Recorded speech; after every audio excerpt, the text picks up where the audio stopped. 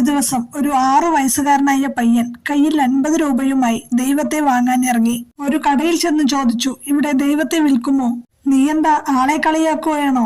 എന്തോ ഉടായിപ്പാണെന്ന് വിചാരിച്ച് ആ കടക്കാരൻ ചൂടായി. ആ പയ്യനെ കടയിൽ നിന്ന് ഇറക്കി വിട്ടു. പയ്യൻ അടുത്ത കടയിൽ ചെന്നു, അവിടെ നിന്നും ഇറക്കി വിട്ടു.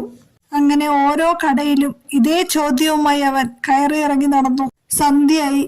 അവൻ 70ാമത്തെ കടയിലും കയറി ചെന്നു. ചേട്ടാ, എന്നെ ഒന്ന് സഹായിക്കണം, ഇവിടെ ദൈവത്തെ വിൽക്കുമോ? 60 വയസ്സ് പ്രായം തോന്നുന്ന ആ മനുഷ്യൻ ആ കുട്ടിയോട് ചോദിച്ചു, എന്തിനാണ് നിനക്കിപ്പോൾ ദൈവത്തെ?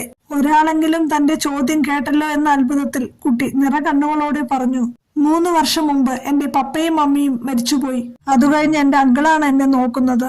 പക്ഷെ അങ്കിളിന് ഒരു ആക്സിഡന്റ് സംഭവിച്ച് ഇപ്പോൾ ആശുപത്രിയിലാണ്. ഇതുവരെയും ബോധം തെളിഞ്ഞിട്ടില്ല. ഡോക്ടർ പറഞ്ഞു, ദൈവത്തിന് മാത്രമേ നിന്റെ അങ്കിളിനെ രക്ഷിക്കാൻ കഴിയുകയുള്ളൂ എന്ന്. കുട്ടി വിചാരിച്ചു ദൈവം എന്തോ ഭയങ്കര അത്ഭുതമാണെന്ന്. അതുകൊണ്ട് കുറച്ച് ദൈവത്തെ മേടിച്ച് അങ്കിളിന് കഴിക്കാൻ കൊടുക്കണം, എന്നിട്ട് അങ്കിളിനെ രക്ഷിക്കണം. ഇവിടെ ദൈവത്തെ വിൽക്കുന്നുണ്ടോ? കുട്ടിയുടെ നിഷ്കളങ്കത കണ്ട് അയാൾ കുട്ടിയോട് ചോദിച്ചു, നിന്റെ കയ്യിൽ എത്ര രൂപയുണ്ട്? 50 രൂപ.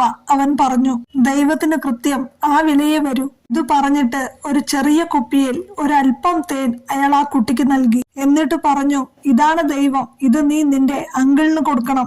കുട്ടിയുടെ കണ്ണു നിറഞ്ഞു. അവൻ ഒരുപാട് സന്തോഷമായി. ആ ചെറിയ കുപ്പിയും കയ്യിൽ പിടിച്ച് അവൻ ആശുപത്രിയിലേക്ക് ഓടി. അവിടെ എത്തി ഒത്തിരി സന്തോഷത്തോടെ അവൻ വിളിച്ചു കൂവി, ഇതാ ഞാൻ ദൈവത്തെ കൊണ്ടുവന്നു, ഇനി എന്റെ അങ്കിൾ രക്ഷപ്പെടും. പിറ്റേ ദിവസം രാവിലെ ഒരു വലിയ മെഡിക്കൽ ടീം ആശുപത്രിയിലെത്തി. അവർ ആ മനുഷ്യന്റെ ചികിത്സ ഏറ്റെടുത്തു. മണിക്കൂറുകൾക്ക് ശേഷം അയാൾ തിരിച്ചു ജീവിതത്തിലേക്ക് വന്നു. ദിവസങ്ങൾ കഴിഞ്ഞു.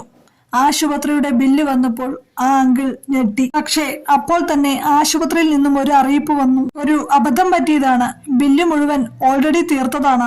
ആ മനുഷ്യന് അത്ഭുതമായി. അയാൾ ആ കുട്ടിയോട് ചോദിച്ചു, എന്താണ് സംഭവിച്ചത്? കുട്ടി നടന്നതെല്ലാം പറഞ്ഞു. ദൈവത്തെ വാങ്ങാൻ പോയ കഥയും ആ ദൈവത്തെ തന്നുവിട്ട മനുഷ്യന്റെ കാര്യവും എല്ലാം. അങ്കിൾ കുഞ്ഞിനെയും കൂട്ടി ആ മനുഷ്യന്റെ കടയിലേക്ക് പോയി. ആ നാട്ടിലെ തന്നെ ഏറ്റവും വലിയ പണക്കാരനായിരുന്നു അദ്ദേഹം.